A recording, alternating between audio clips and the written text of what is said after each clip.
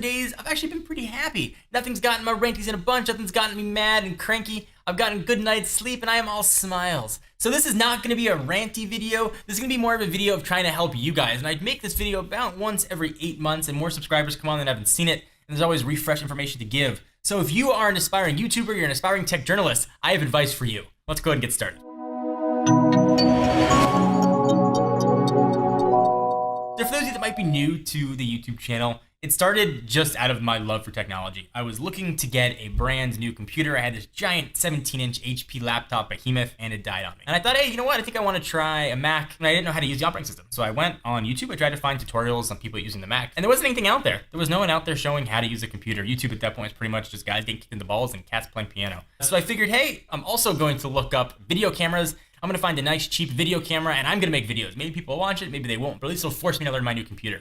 So I bought this like absolutely garbage video camera from Costco. It used tapes. If you watch my earlier videos, you can hear like the tape winding as I go. And I bought that Santa Rosa MacBook Pro that I still remember with very fond memories. I started making videos just for fun, and people started coming and watching them. And I was able to interact with every single person. I was able to answer every single comment because it's a small community. And I loved it. It really sort of brought a fire in me that I never had.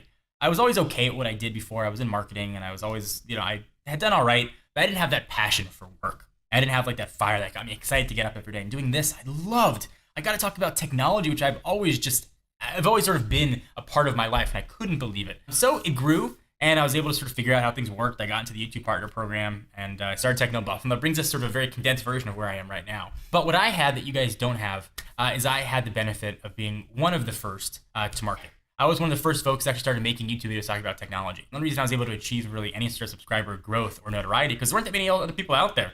I think people that are doing videos now are infinitely better than I am, infinitely more talented, know more than I do, but they're having a killer time getting exposure. So I want to share some tips for what you can do now if you're starting a YouTube channel, or if you already have a YouTube channel, what you can do to possibly grow it and get noticed. So let's go ahead and start with one big misconception. You need crazy expensive camera equipment, and you gotta have a lot of money to buy all the technology. Both of those, not true at all. My early videos, when I wasn't using that crazy tape camera, I was using the iSight built in my computer. You can pick up a very cheap HD webcam for less than $100. You don't have to invest in a $2,000 to $3,000 DSLR video camera. It's just not necessary. You can use the built-in audio until you sort of feel like you've got the resources to get something better. But it works and it's fine. You don't have to go out and buy every single piece of technology that exists either. You can talk about your opinions on them. You can talk about Apple if you want to give your opinion on a new iMac. You don't necessarily buy it. Go to the Apple Store if you got one near you. Play with it. Give your impressions on the design and talk about it. Be honest with your audience. Say, listen, I don't own this, but here are my first impressions after playing with it for a few minutes. And share your thoughts that way.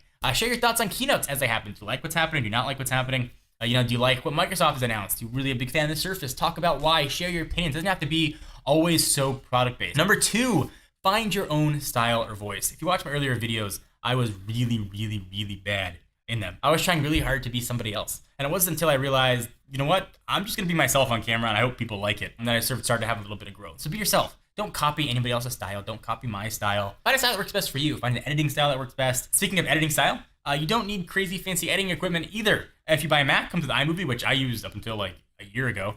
Or if you buy a PC, a Windows Movie Maker works great. You can get a free trial of Sony Vegas for a month, see if you like that. Adobe's got awesome offerings that you can try with cloud services for I think $20 a month. So you don't have to spend a lot of money to do this. The next thing is be very mindful of your language. If you want to be taken seriously, you want to be professional, use professional language. Don't use slang words. Try not to use ums, uhs, and likes. Be very careful of like. I use that all the time in earlier videos. Don't use idioms. Don't put smiley face in your descriptions. Don't spell words with a Z that should end in an S. Just be professional. Be yourself. Be a very professional version of yourself. That would be some advice for you. The next thing is how we get all the products. Where these products come from.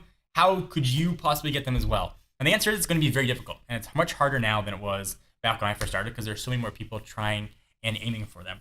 What I did when I first started is I went to a whole bunch of companies. I made a spreadsheet of almost 100 companies ranging from AT&T all the way down to small case manufacturers. I went to their websites. I found press contacts, or I found press releases. At the bottom of those, they list press contacts, and I wrote a really detailed, thought-out message for what value I could bring by letting me review their products. Now, by no means should you ever guarantee a good review, and you should never feel obligated to give a good review because someone sent you a product. All PR people know how things work. Be honest. Be 100% honest. If you don't like something, say it, but always be fair and try and leave your own biases out. If you're an Apple person and you're reviewing an Android phone, try and look at it through fresh eyes. Don't look at it why you don't like it. Look at it why somebody else might like it. Be sure to follow up with those PR people. If you did a video on it and you got 100 views or 200 views, share that with them. Give them updates. They have to report to a boss to show that they're doing their job well. It gives them a little bit of leverage, and it makes their life a lot easier. You want their life to be easy. Tag your videos. How do you tag your videos? It used to be you just blanket tag everything. You did an article or a video about a phone, you'd write 35 different tags, you'd put phone 17 different places in your description.